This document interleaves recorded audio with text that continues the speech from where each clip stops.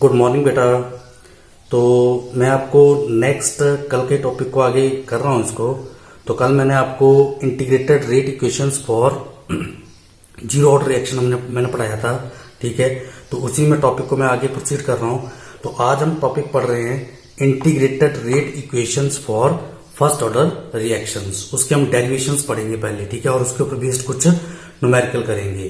तो डेरिवेशन आप ध्यान से देखो कैसे हम इसको ड्राइव कर सकते हैं। तो दैट इज, इसके लिए हमारे पास हमने मान लिया कि consider a first order reactions, consider we have a first order reactions. एक हमने फर्स्ट ऑर्डर रिएक्शंस ले ली, that is in which reactant are get convert into product. हमने कोई जनरल रिएक्शन ले ली जिसमें रिएक्टेंट प्रोडक्ट में कन्वर्ट हो रहा है, ठीक है। तो इस रिएक्शंस में according to rate law, that is according to rate law के according rate of equations, that is rate को हम रिप्रेजेंट करते हैं, that is rate can be represented as minus D R upon D T, ठीक है। Change in concentration of reactant per unit time, ठीक है, that is rate of reactions, ठीक है, is directly proportional to the product of concentration of the reactant, that one is according to rate law. तो change in concentration जो आपके पास होती है वो change in concentration of reactant जो होती है वो रिएक्टेंट के कंसंट्रेशन के डायरेक्टली प्रोपोर्शनल होती है, that is rate directly proportional होती है कंसंट्रेशन की। तो उसको हम लिख सकते हैं के इंटू रिएक्टेंट आर। अब क्योंकि ये हमारे पास फर्स्ट ऑर्डर रिएक्शन दी है तो इसकी कंसंट्रेशन रेस्ट की पावर क्या होगी हमारे पास 1, ठीक है। तो यहां पर हमारे पास नेक्स्ट अगर हम करें that is equal to minus D r is equal to k, that is k. तो यहां पर हमारे पास इस एक्सप्रेशन को हम ऐसे लिख सकते हैं के कंसंट्रेशन आर डी टी। यहां पर हमारे पास ये जो कंसंट्रेशन टर्म जो है इसको हम राइट साइड लेके अगर आ जाए तो इसको हम ऐसे लिख सकते हैं, that can be written as minus 1 upon concentration of reactant, ठीक है, इज इक्वल टू, इसको मैं इस टर्म को इस साइड लेके आ गया और डी टी को इस साइड लेके गया जो डिवाइड हो रहा है, तो इसके आपका बन गया के इंटू डी टी। हमने इसको रीअरेंज करके लिख लिया, ठीक है। तो यहां पर हमारे पास दैट इज इंटीग्रेट, फिर हमारे पास ये जो इक्वेशन बनी इसको इंटीग्रेट कर दो, that is integrate on both side. इसको हम दोनों साइड इंटीग्रेट कर देते हैं। तो इंटीग्रेशन करने पर हमारे पास आएगा integration of 1 upon concentration of reactant r, that is concentration of reactant r and d r is equal to integration जब हम करते हैं तो जो कॉफिशिएंट होता है मैथमेटिक्स में पढ़ोगे, जो कॉफिशिएंट होता है उसको हम बाहर लिख देते हैं और इंटीग्रेशन ऑफ डी टी, इस तरह से हम लिख सकते हैं इसको, ठीक है। तो यहां पर मैं आपको एक फॉर्मूला बता रहा हूं जो कि रिलेटेड है मैथमेटिक्स में हम पढ़ते हैं इंटीग्रेशन को, ठीक है। तो आप नॉन मेडिकल स्टूडेंट जो उनको तो वो तो पढ़ेंगे इंटीग्रेशन, तो उसमें आप इन फॉर्मूलों को अंडरस्टैंड करेंगे। तो यहां पर मैं आपको बताता हूं कि integration of 1 upon x d of x is always equal to log of x, उसको हम लॉग ऑफ एक्स लिखते हैं, लॉग ऑफ एक्स, इस तरह से। तो ये फॉर्मूला हमारे पास होता है मैथमेटिक्स में जिसमें आपके पास इंटीग्रेशन ऑफ 1 ओवर एक्स जो है लॉग ऑफ एक्स के इक्वल आती है, ठीक है। तो यहां पर जब हम इसको इंटीग्रेट करेंगे तो ये हमारे पास आ जाएगा log of L N concentration of reactant is equal to के T plus C is constant. C मैंने कल भी बताया था, इसके बारे में इंटीग्रेशन करने के लिए हम एक इंटीग्रेट करते हैं फंक्शन तो हम कांस्टेंट साथ में लिया जाता है, ठीक है। यहां पर मैंने लॉग के लिए एल एन लॉग, इसको मैं थोड़ा सा आपको बता दूं, एक होता है नेचुरल लॉग और एक होता है कॉमन लॉग, ठीक है। तो ये हम नेचुरल लॉग ले रहे हैं, एल एन से रिप्रेजेंट करते हैं इसको, ठीक है। तो l N log of concentration of reactant is equal to के टी प्लस सी, ठीक है। तो ये इक्वेशन हमारे पास बन जाएगी फर्स्ट, तो ये हमारे पास फर्स्ट इक्वेशन आपके पास आ जाएगी, ठीक है। फिर उसके बाद वही कंडीशन हम लगाएंगे कि अगर हम टाइम अगर जीरो कर दें, that is if time t is equal to zero, मैं इसको यहां पर लिख रहा हूं, that is if time t is equal to zero. अगर टाइम टी का जीरो होने का मतलब ये हुआ कि हमारे पास जब कंसंट्रेशन ऑफ रिएक्टेंट जो प्रोडक्ट में कन्वर्ट नहीं हुई है, और कन्वर्ट नहीं हुई है तो इसका मतलब ये हुआ कि जो फाइनल कंसंट्रेशन है रिएक्टेंट की वो किसके इक्वल होगी, that is equal to initial concentration. तो ये हमने first order zero order reaction में भी पढ़ी थी बात ये, ठीक है। तो यहां पर हमें सी कांस्टेंट फाइंड आउट करना है, तो उसको निकालने के लिए हमने क्या किया, ये वैल्यू हमने पुट कर दी इक्वेशन फर्स्ट में। तो फर्स्ट में पुट करने पर हमारे पास बन गया minus log of concentration of reactant r, that is concentration of reactant, final concentration बन जाएगी that is equal to initial concentration के इक्वल, ठीक है, is equal to k into t आपके पास है 0, ठीक है, प्लस सी आपके पास आ जाएगा। तो यहां से हमारे पास सी की वैल्यू बन जाएगी, सी कांस्टेंट की वैल्यू आ जाएगी log of concentration of reactant, initial concentration of the reactants, ठीक है। फिर उसके बाद हम सी की वैल्यू को हम इसमें इक्वेशन फर्स्ट में पुट कर देंगे, तो हम लिख देंगे यहाँ पर that is from equation first. तो फ्रॉम इक्वेशन फर्स्ट हमारे पास क्या बना, that is minus log of concentration of reactant r is equal to के टी प्लस हमारे पास यहाँ पर आ जाएगा minus log of that is initial concentrations, ठीक है। लॉग ऑफ इनिशियल कंसंट्रेशंस ऐसे लिख सकते हैं हम इसको, ठीक है, लॉग ऑफ इनिशियल कंसंट्रेशंस, ठीक है। फिर उसके बाद हमारे पास इसको अगर हम सही ढंग से रीअरेंज करके लिखें तो हमारे पास ये एक्सप्रेशन हम इसको ऐसे लिख सकते हैं, that can be written as, इसको अगर हम लिखें तो यहां से हमारे पास इनिशियल कंसंट्रेशंस को अगर हम इस साइड लेके आते हैं, ठीक है, इस साइड लेके आते हैं तो ये बन जाएगा आपके पास that can be written as L N log of initial concentrations, ठीक है, क्योंकि जो माइनस का साइन है वो प्लस हो जाएगा और ये माइनस वाली टर्म माइनस में रहेगी, ठीक है। तो इसको मैं l n that is concentration of reactant इस तरह से लिख सकता हूँ इसको, ठीक है, इज इक्वल टू के टी आपको ऐसा जाएगा। मैं इस टर्म को लेफ्ट साइड लेके आया तो जो माइनस की टर्म है प्लस हो जाएगी और माइनस वाली माइनस रहेगी, ठीक है। तो यहाँ पर मैं एक और चीज आपको बता रहा हूँ कि log of m minus n, तो हमने लॉग मैथमेटिक्स में हम पढ़ते हैं, ठीक है, तो हमारे पास एक रिजल्ट होता है कि log of m that is, इसको मैं ऐसे कॉमन लॉग में लिख सकता हूँ, log of m minus log of m minus log of n, log of m minus log of n जो है वो होता है log of m upon n, उसकी वैल्यू जो आपके पास log of m upon n के इक्वल आती है आपके पास, ठीक है। वैसे log m plus log n is equal to log m into n के इक्वल आता है, ठीक है। तो इसको अगर इस एक्सप्रेशन को हम यहाँ पर लगा दें तो ये बन जाएगा लॉग ऑफ इनिशियल कंसंट्रेशन, ठीक है, upon that is final concentration is equal to के टी। ये एक्सप्रेशन आपके पास आ जाएगा, ये मैथमेटिकल एक्सप्रेशन, लॉग की एक टर्म हमने लॉग का एक रिजल्ट लगाया यहाँ पर कि log m over n is always equal to log m minus log n, ठीक है। तो इसको अप्लाई करने पर आपके पास ये रिजल्ट इस तरह से बन जाएगा, ठीक है। तो यहां से अगर हम रिजल्ट को लिखे तो ये आपके पास आ जाएगा that is k is equal to इसको t को इस राइट साइड लेके आया तो t is equal to that is l n, that one is initial concentration upon final concentration, ठीक है।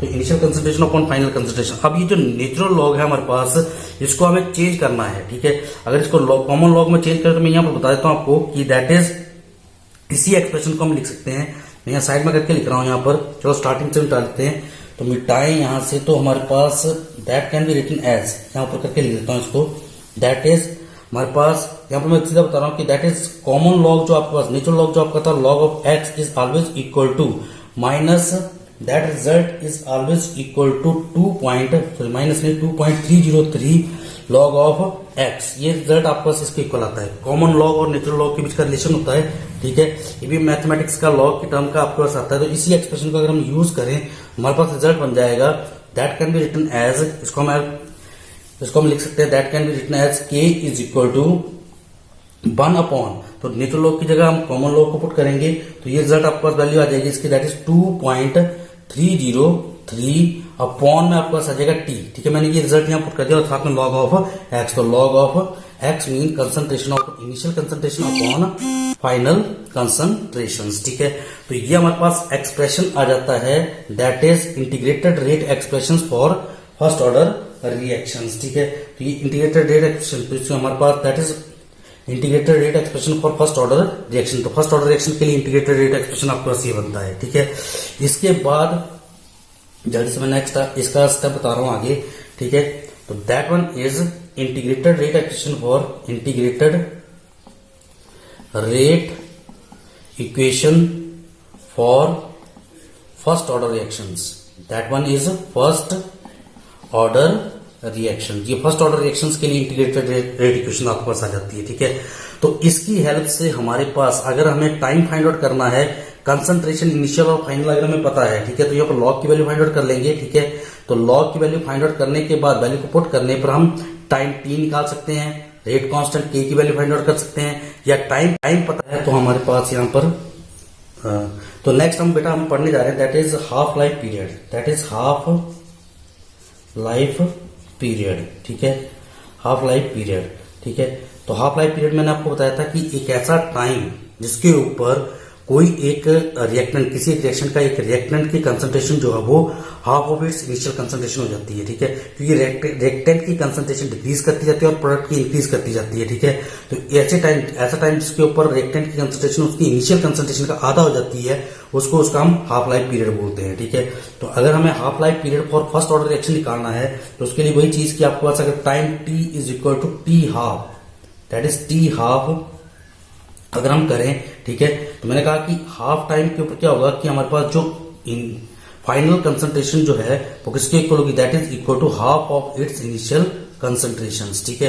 ये कंडीशन हमारे पास रहती है, ठीक है। अब इसी रिजल्ट को फिर से हम यहाँ पुट कर दें तो हमारे पास बन जाएगा दैट इज के इज इक्वल टू, मैं टी को इस साइड लेके आ रहा हूँ, टी को इस साइड लेके आऊंगा तो मैं लिखूंगा टी हाफ, ठीक है, t half is equal to ये बन जाएगा 2.303 अपॉन के, हमारे पास यहाँ पर नीचे आ जाएगा तो के की जगह मैं पुट कर दूंगा दैट वन सॉरी के, ठीक है, और यहाँ पर आपके पास आ जाएगा लॉग, ठीक है, that one is initial concentration upon ये जो फाइनल कंसंट्रेशन है इसकी जगह हम पुट कर देंगे हाफ ऑफ इनिशियल कंसंट्रेशन, ठीक है, that is half of initial concentration, इसको मैंने ऐसे पुट कर दिया, ठीक है।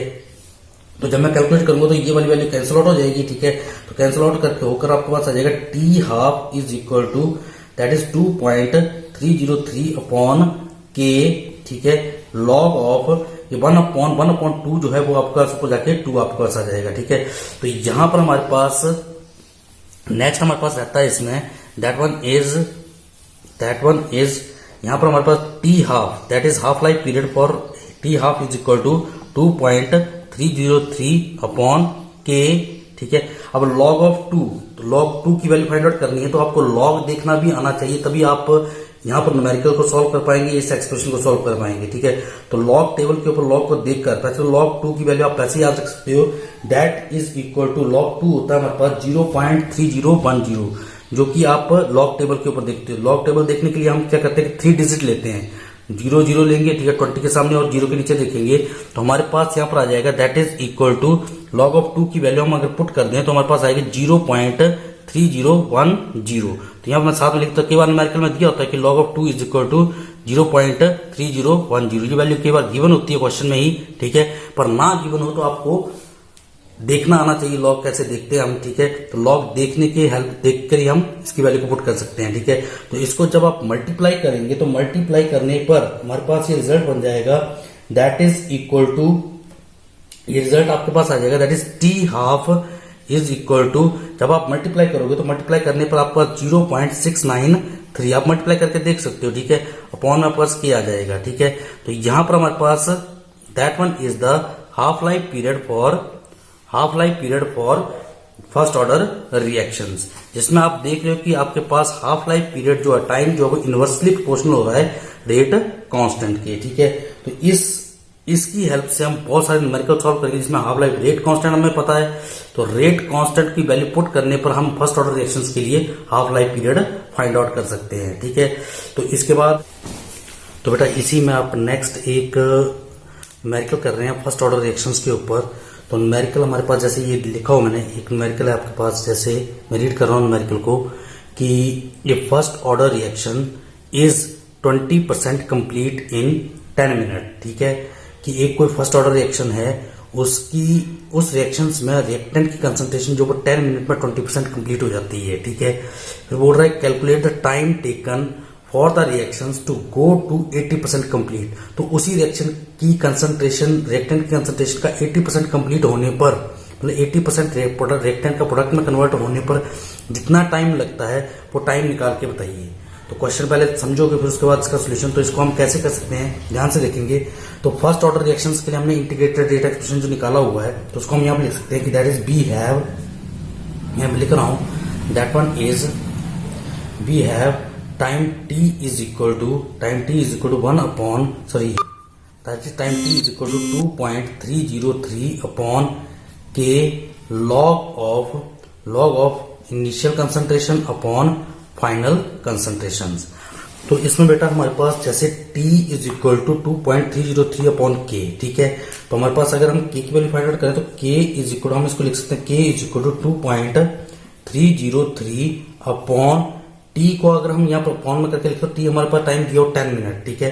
टी हमने 10 मिनट पुट कर दिया, ठीक है। लॉग ऑफ यहाँ पर हमारे पास दी हुई है कंसंट्रेशन के लिए 20% कंप्लीट दी हुई है कि 20% रिएक्शन जो है वो 10 मिनट में कंप्लीट हो जाती है। तो परसेंटेज हम 100 में से फाइंड आउट करते हैं, ठीक है। तो इसके लिए हमारे पास अगर हम मान लें कि हमारे पास initial concentration of the reactant is 100, अगर इनिशियल कंसंट्रेशन हमारे पास 100 थी, ठीक है, तो 100 में से उसका 20% कंप्लीट हो रहा है, तो आप जानते हैं तो आप फाइंड आउट कर सकते हो कि 100 का 20% कितना हुआ। दैट वन इज 100 में से अगर 20% निकाल दिया दैट इज 100 माइनस 20 हो जाएगा। मैं इसको यहाँ पर करता हूँ 100 माइनस 20, 100 का 20% 20 होता है ना, ठीक है। तो जितना कंप्लीट हो गया उसको हमने 100 में से इनिशियल में से हमने क्या किया कि हमारे पास बोल रहा है कि 10 मिनट में 20% कंप्लीट हो रही है, ठीक है। तो अगर 100 थी और 20% मतलब 100 का 20% मतलब 20 कंप्लीट हो रही है, तो रिमेनिंग बची कितनी, वो बची हमारे पास 80। तो 80 हमारे पास फाइनल कंसंट्रेशन बनी इसकी, ठीक है। तो यहां पर हम इसको ऐसे लिख सकते हैं कि 100 माइनस 20 कर दो, ठीक है, या फिर आप सीधा लिख दो 100 माइनस, दैट इज मैं इसको लिख देता हूं, चलो 100 माइनस 20, ठीक है। तो इसको फिर आप लिख सकते हो k is equal to 2.303 upon 10 log of 100 upon यहाँ पर 100 माइनस 20 दैट इज 80 आ जाएगा आपके पास, ठीक है। इसको जब मैं सॉल्व करूंगा तो 0 से 0 कैंसिल कर दिया मैंने, ठीक है। अब इसको अगर मैं कैलकुलेट करता हूँ इसको डेसिमल में निकाल देता हूँ कि डेसिमल में मेरे पास ये आ जाएगी दैट इज 81, ठीक है। और पॉइंट हमने लगा दिया 8 to 16, ठीक है। 8 to 16 4 आपके पास आएगा तो 85 का 40 आपके पास आ जाएगा। तो ये आपके पास बन जाएगा that is k is equal to 2.303 upon 10 log of 1.25। अब हमारे पास मेन चीज आती है इसमें कि log 1.25 की हमें वैल्यू देखनी है, ठीक है। तो बेटा लॉग टेबल अगर आपको देखने आता तभी आप इन न्यूमेरिकल को कर सकते हो, ठीक है। तो मैं क्वेश्चन वाइज क्वेश्चन में ही साथ साथ में आपको वैल्यूज देखना बता दूंगा, ठीक है। तो इसमें अगर हमें 1.25 की अगर वैल्यू देखनी है, पहले तो ये होता है कि डेसिमल को हम हमेशा ही डेसिमल से पहले हम एक डिजिट रखते हैं। तो यहाँ पर तो ऑलरेडी हमारे पास एक डिजिट दिया हुआ है, ठीक है। तो इसको अगर मैं देखूं तो इसको मैं आपको आपकी बुक में लॉग टेबल मिल जाता है, ठीक है। तो यहाँ पर मैं आपको लॉग टेबल देखना बता रहा हूँ कैसे देखते हैं। तो हमारे पास ऐसे ही लॉग टेबल आपको दिखाई दे रहा है, ठीक है। तो इसमें आप लोग थोड़ा ऊपर करके कर देता हूँ आपको, ठीक है। तो इसमें आप लोग जैसे 3 डिजिट लेंगे पहले तो लॉग टेबल देखने के लिए, ठीक है। तो लॉग टेबल देखने के लिए 3 डिजिट लेने हैं, तो आपको ऐसे एक लॉग टेबल मिलेगा बुक में, ठीक है, जिसमें ऊपर आपको एक साइड आपके पास यहाँ पर डिजिट लिखे होंगे 10 से लेकर 10, 11, 12, 13, 14 इस तरह से लिखा हुआ है। और ऊपर आपके पास डिजिट होंगे, नंबर यहाँ पर नंबर लिखे हुए हैं और यहाँ पर आपके पास डिजिट लिखे हुए 1, 2, 3, 4, 5 एंड 9 तक डिजिट लिखे होंगे आपको, ठीक है। तो जैसे आपके पास यहाँ पर बोला हुआ कि हम लॉग देखने के लिए हमें मिनिमम 3 डिजिट चाहिए होते हैं, ठीक है।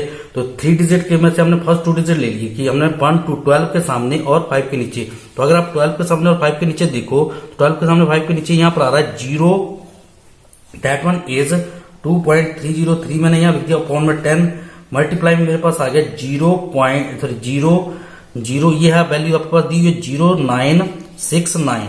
आप देखोगे लॉग टेबल में तो 12 के सामने 0969, ठीक है। तो 0969 आपके पास आ गया, ठीक है। फिर उसके बाद आपने क्योंकि डिजिट डेसिमल से पहले केवल एक डिजिट है तो इसके लिए आपने डिजिट यहाँ पर डेसिमल लगाया और 0 लिख दिया आपने साथ में बस, ठीक है। तो ये हमारे पास लॉग की वैल्यू आपके पास आ जाएगी, ठीक है। तो इसको जब आप कैलकुलेट करेंगे तो हमारे पास रिजल्ट बन जाएगा that is k is equal to, आपको फिर इसको मल्टीप्लाई करना है, ठीक है। मल्टीप्लाई करके जब आप 10 से डिवाइड करोगे तो हमारे पास मैं सीधा रिजल्ट लिख रहा हूँ बेटा, कैलकुलेशन इतनी आप कर सकते हो कि मल्टीप्लाई करें, ठीक है, और 10 से डिवाइड करें, वो आपने सीखा हुआ है मैथमेटिक्स में, ठीक है। तो यहाँ पर मैं सीधी वैल्यू अगर मैं लिखूं तो ये हमारे पास अप्रोक्सीमेट 0.0223 पर मिनट, ठीक है, 223 पर मिनट, ठीक है। तो ये वैल्यू आपके पास आएगी, आप कैलकुलेट करके देख लोगे इसको, ठीक है। पर मिनट आपके पास आ जाएगी ये, ठीक है।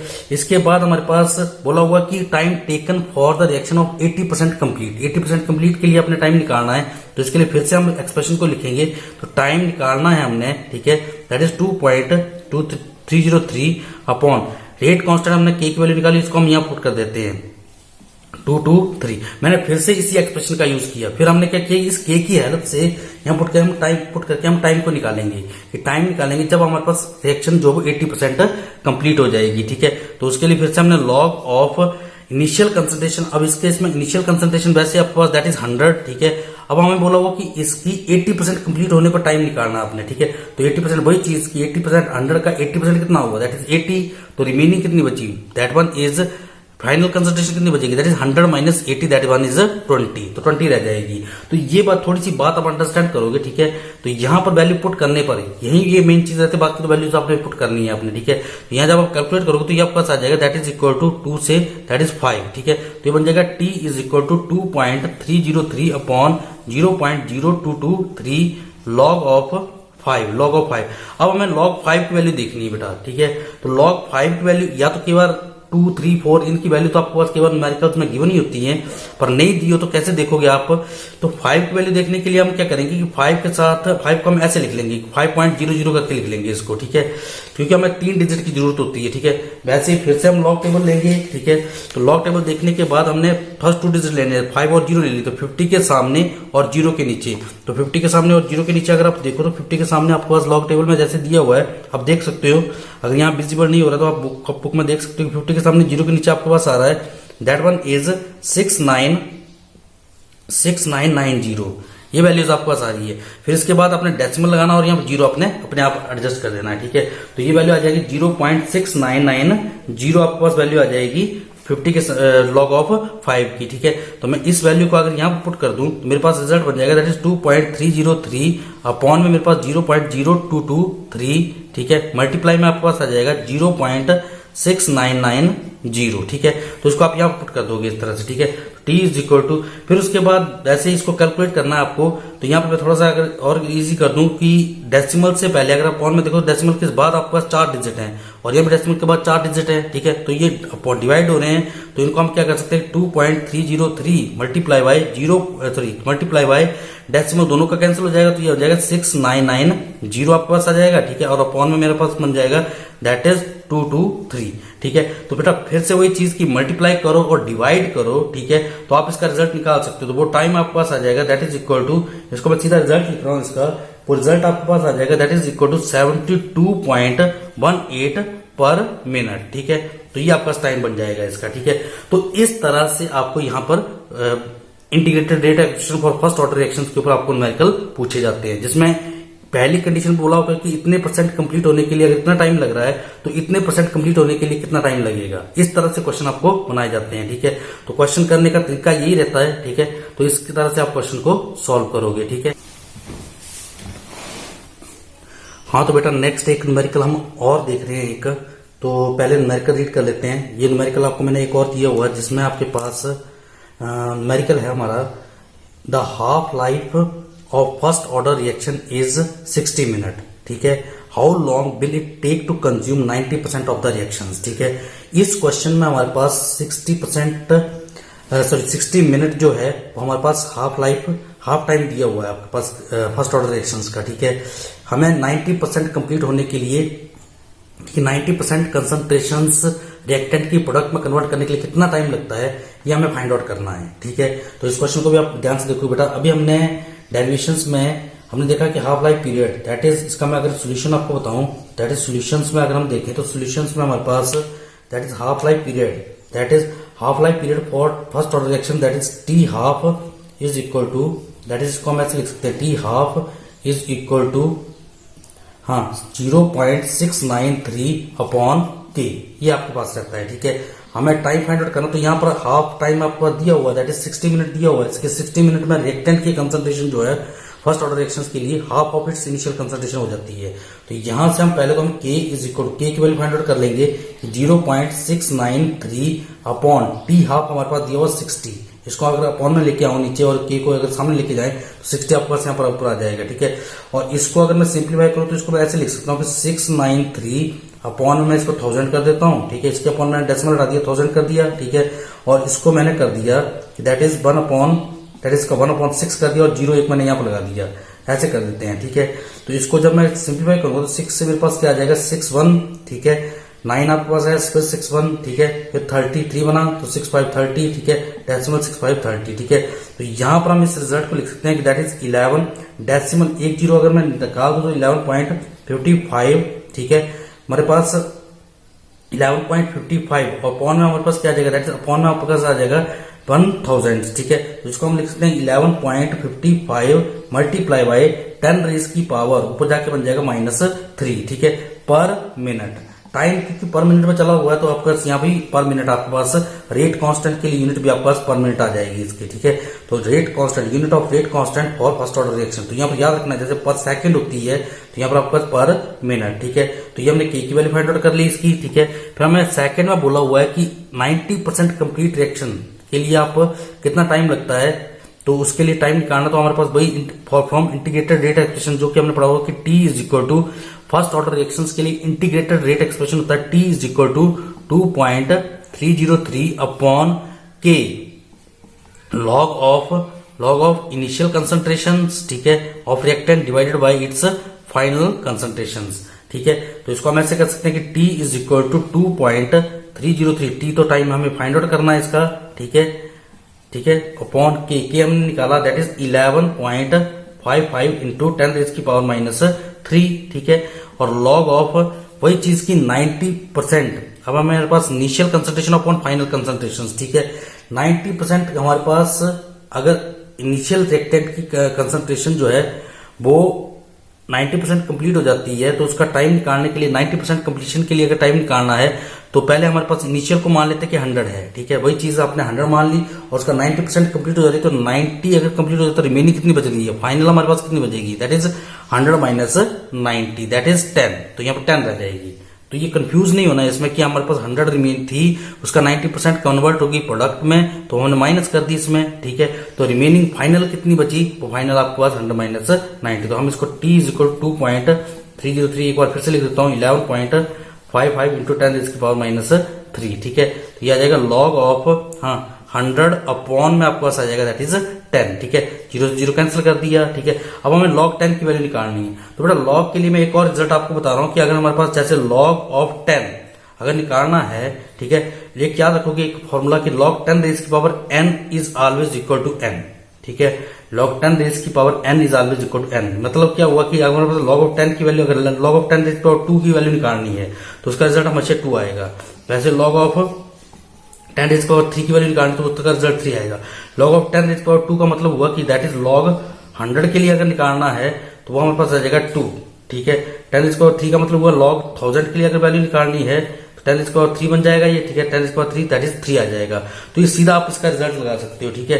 तो ये याद रखना कि log 10 रेज की power n is always equal to n, तो उसी तरह से हमारे पास यहाँ पर अगर हम देखें तो t is equal to 2.303 upon 11.55 into 10 raise की पावर -3, ठीक है, log 10 रेज की पावर 1, ठीक है, तो 1 है तो इसका रिजल्ट क्या जाएगा दैट इज 1, ठीक है। तो इसको फिर हम कैलकुलेट करें, ठीक है, इसको सॉल्व करें, तो सॉल्व करने पर आपको दैट इज 20, मैंने वैसे ही डेसिमल हटा दिया, ठीक है, और डेसिमल हटाने पर मैंने इसको 1000 नीचे लिख दिया, ठीक है, मल्टीप्लाई, और इसको मैंने 100 ऊपर कर दिया, ठीक है, और इसका लिख दिया 1155 कर दिया यहाँ पर, ठीक है, और इसका 10⁻3 है तो इसको 10⁻3 मैंने ऊपर जाके इसको इस तरह से लिख दिया।